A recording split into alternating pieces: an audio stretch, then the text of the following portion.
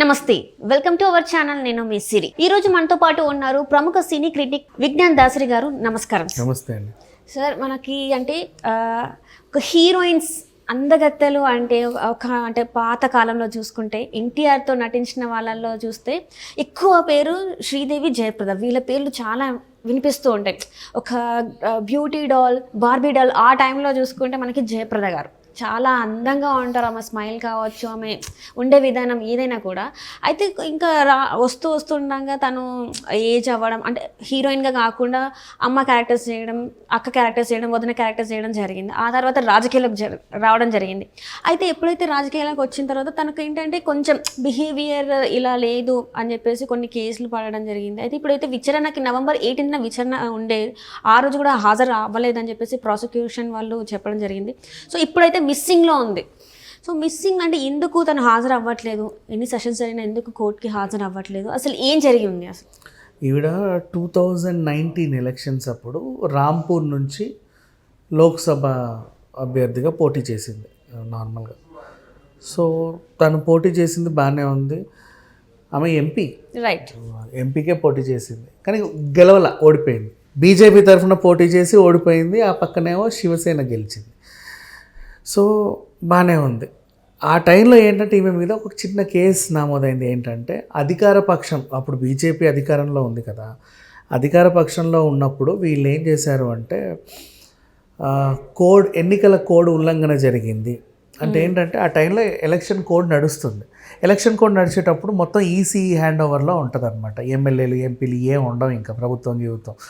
So EC hand ఓవర్లో ఉన్నప్పుడు ఈవిడ ఏం చేసింది, దగ్గరలో ఏదో రోడ్డు ఉంటే ప్రారంభోత్సవం ఉంటే వెళ్ళి కత్తిరించింది. అంటే అప్పుడే ఎన్నికల కోడ్ వచ్చిందిలేమో, కోడ్ వచ్చిన 10 రోజులకి ఈవెం చేయాలి. యాక్చువల్గా అలాంటి చేయకూడదు. ఆల్రెడీ రేపు ప్రారంభోత్సవం అనుకోకుండా ఎన్నికల కోడ్ వచ్చింది. ఈవిడ వెళ్ళి అటెండ్ అయ్యి చేసేసింది. చేయకూడదు అనేది ఒకటి ఉంది కానీ చేసింది. సరే, అది ఎన్నికల కోడ్ ఉల్లంఘన, ఈసీ చాలా సీరియస్గానే తీసుకుంది. అప్పుడు ఏం చేశారంటే ఆమె మీద ఒక కేసు పెట్టారు, ఎన్నికల ఉల్లంఘన, పైగా ప్రవర్తన బాగాలేదు అని చెప్పేసి.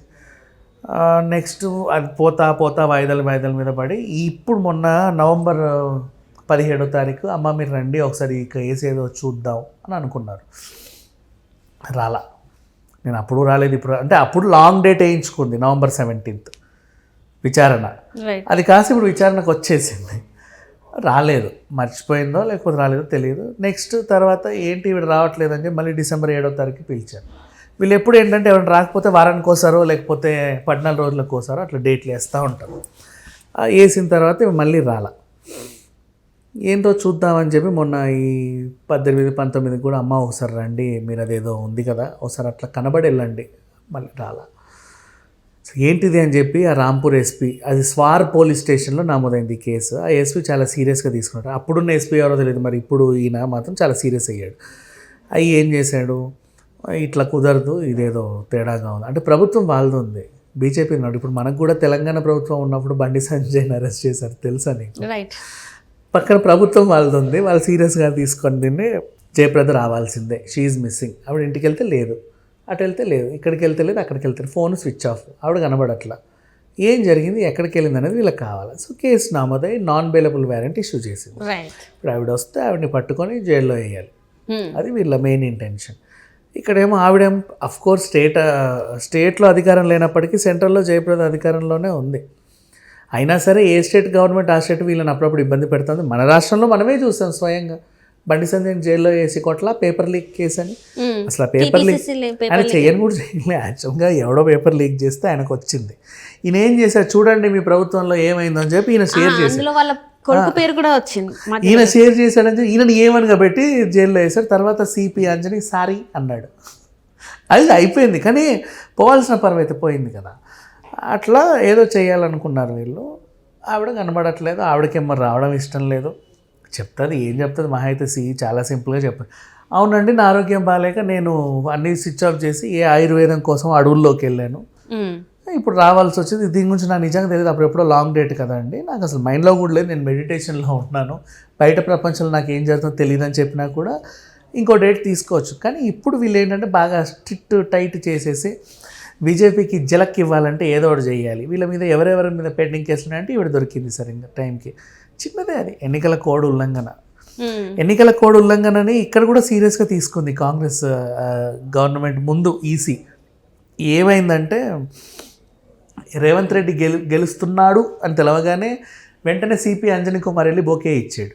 రైట్ ఆయన్ని సస్పెండ్ చేసింది ఈసీ. తర్వాత మళ్ళీ పాపం పోనీలే అని చెప్పి వెనక్కి తీసుకొచ్చింది, తెలుసో తెలియక చేసి ఉంటాడని క్షమించి.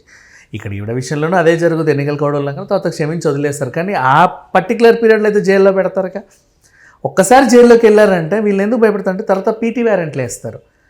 నీ మీద అదో కేసు ఉంది, దానికి కూడా సమాధానం చెప్పు, దీనికి సమాధానం చెప్పు, ఇంకా దేనికో సమాధానం చెప్పు అని చెప్పి రాస్తానే ఉంటారు. అందుకని చెప్పి వీళ్ళు దొరకరు బేసిక్లీ మోస్ట్లీ.